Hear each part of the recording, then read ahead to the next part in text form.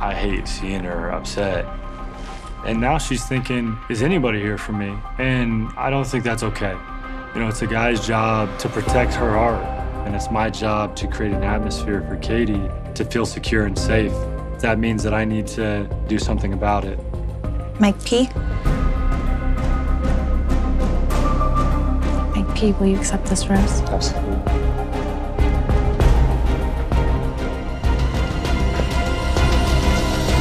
This isn't something that we want to do right now because of what you've gone through, but we feel as a unit, it's our job to protect your heart. And we've come together in solidarity that we think that, unfortunately, what Carl said wasn't the truth. And that's, as a unit, we really feel that's what you need to hear. As a unit? What do you mean, as a unit? What's the military? What is it anyway?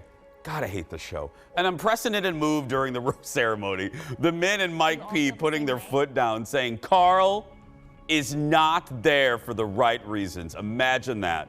The drama heats up on The Bachelorette, and things getting seriously emotional this week as Katie's quest for love continues. And that means, once again, it's time for 32% of America loves Ted. That's right.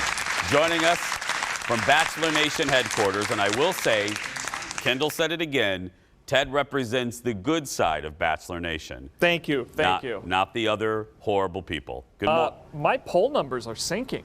Yeah, I know, 32%. I mean, you know, that's what happens. You're popular until you get into office, and then your poll numbers sink. That should be the floor, though. That's right. At least it's bipartisan. What happened, Ted, what happened to Carl? What's going on with that? So remember last week, Carl kind of dropped the bomb, being like, you got rid of one of the crazy guys, but there are some other people here who aren't here for the right reasons. And she was like, what are you talking about? And he didn't really have any proof. He didn't really back it up. And so then he told the guys, and the guys are like, what are you doing? And then she canceled the cocktail party. Well, then, as you saw right there, he got called out, and then she eventually sent him home. Well, okay. Yeah.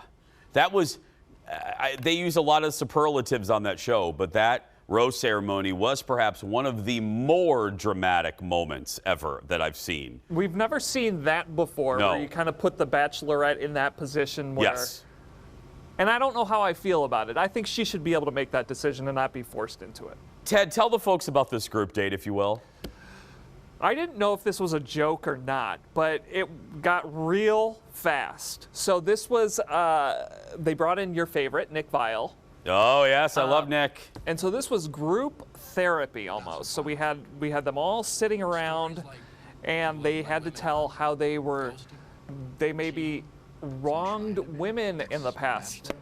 So like cheated or ghosted or whatever. So these guys, I mean, some of them got emotional and tears and stuff. And I was like, what is... Okay, Ted, can I ask you, as a member of... I'm not asking you what you expected. Was being the Bachelor, was that a prerogative for you?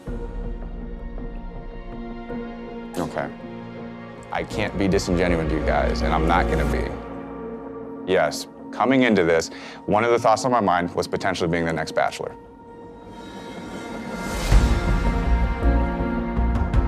Okay, well then that explains a lot to me. Okay, Ted, can I ask you, as an esteemed member of Bachelor Nation, do we want to see this therapy stuff? I mean, nothing against therapy. I have a therapist, but I'm just saying, do we want to see this on The Bachelorette? Yeah, no, and I don't, and if this, I mean, this is one of the first dates, you know, and when you're courting a significant other, I don't think you drop details like that right away. And and you're forcing them into weird, uncomfortable positions. You know, last week we had, tell her how you're going to be a great lover. I mean, come on, let's save some of this for later on in the season when we, really pull out the heartstrings. So there was a one-on-one with Michael. What happened? He got emotional? Right, so he got emotional. I want to go back to that last clip. So Thomas is the new Carl. They're calling him out. He made the cardinal sin of saying he wants to be there to be the next Bachelor.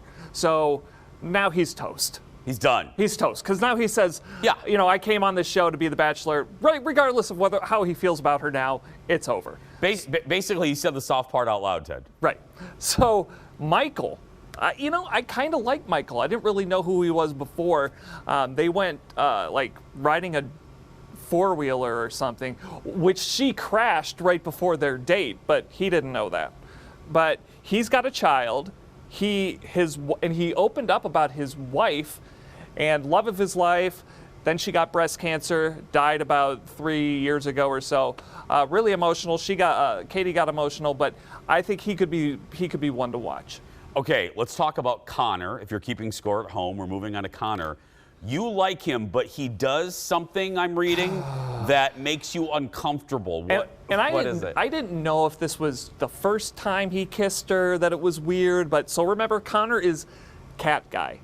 Connor's cat guy. He's the guy who came out of the limo as a meow. Yeah. And so the way he kisses her is just very, it's uncomfortable. Let me look at this. Let me look at this. Is he going to do it here, So Ted? he's kind of laying it out on the line here for her. You know, you make me feel seen. I find you attractive. And here it is. Wait for it. Is he going in? Oh, what's he doing? And then I think he wants to neck her at the end, but she kind of. That's aggressive. I don't know. I don't want to judge people on how they kiss, but That's what we do here on the Jason Show. it's this motion coming up that really freaks me out. It was kind of like a porpoise coming up Yeah. for some chum. Yeah. Yeah. I think he can tweak that. You know, he'll be fine the rest of the season, but I think he needs to tone that down. He can tweak that. Words to live by. Thank you, Ted. The Bachelor, Bachelorette over there on another network.